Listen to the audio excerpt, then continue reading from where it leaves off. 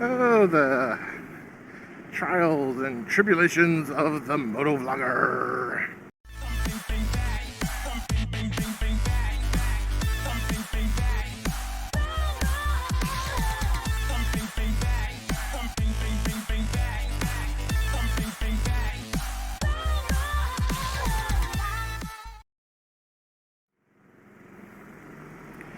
Hey everybody, welcome back to the JP1970 channel. My name is Brett and we make the motorcycle videos and motorcycle vlogs here on the YouTube. Now, what do I mean, trials and tribulations? Well, let's just get right into it today. The motovlogger, me, has a very difficult job of being unique.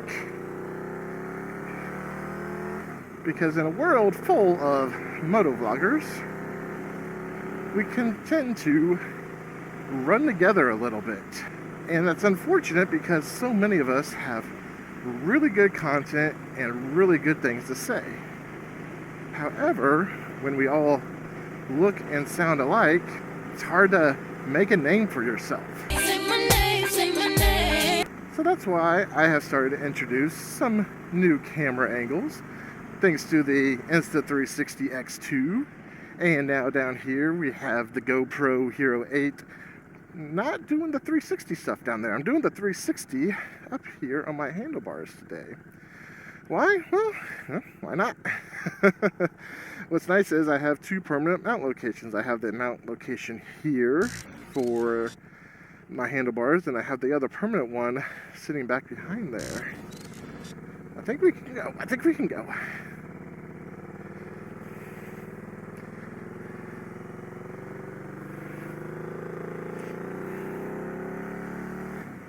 So how do you start becoming unique? Well, you have to start trying new things. Like, I don't know if this camera angle is working for me. It looked okay in the garage, but until I get out here in the real world, I have no idea. The one down by my leg that I just gave the peace sign to, it could look really bad. And it really actually could look really bad because I'm thinking about it. The sun's on my left, this GoPro's on my right, so hopefully the dark shadows and the ISO is able to compensate, and you can actually see me moving my foot around a little bit. What you just said is one of the most insanely idiotic things I have ever heard. So that's one thing you have to do as a motovlogger to stay unique, is to kind of try new things.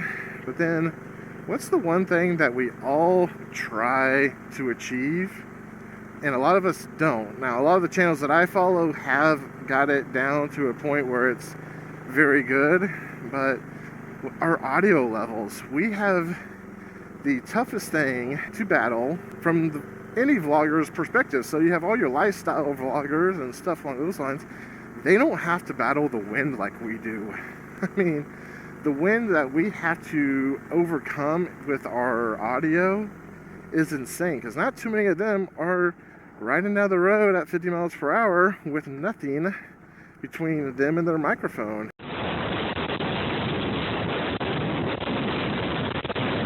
It's just, usually they're, inside their house. They're doing other sort of vlogs with their life, which, hey, everyone can do that. Everyone can do this. And this isn't for everyone, and that's not for everyone.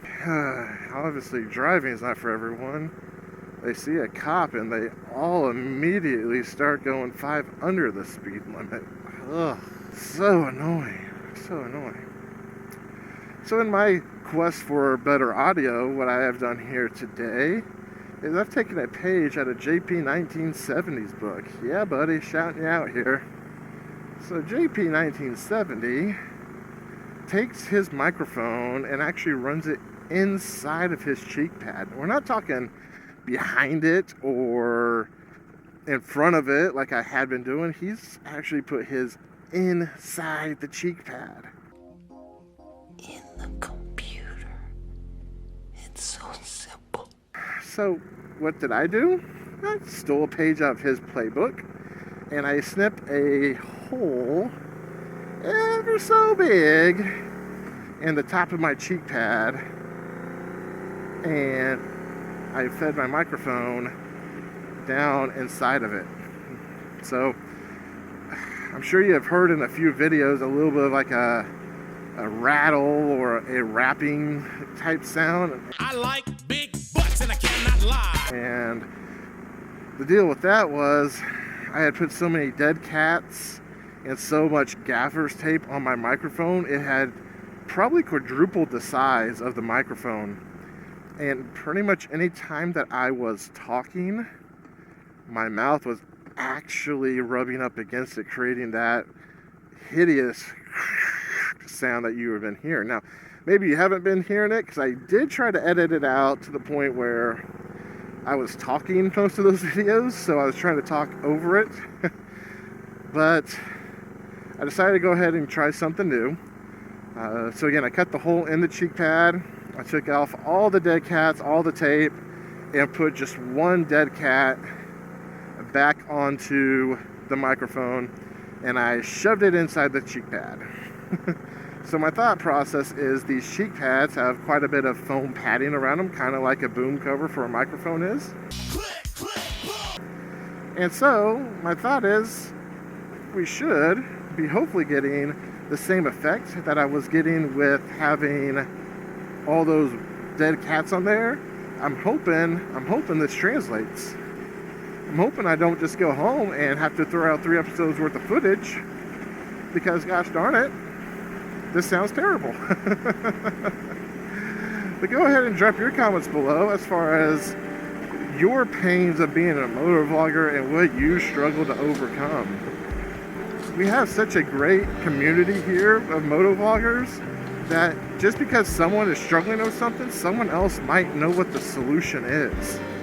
I might have your solution, I might not. You might have the solution for me, because you know, I try to reach out to people who have Ruroc helmets and have crystal clear audio, and you know, they're too big for me. So, you know, pity is me. But with that being said, go ahead again and drop those comments down below, and I will catch you guys on the next dark side, as this is the way. See you in the next one. Later.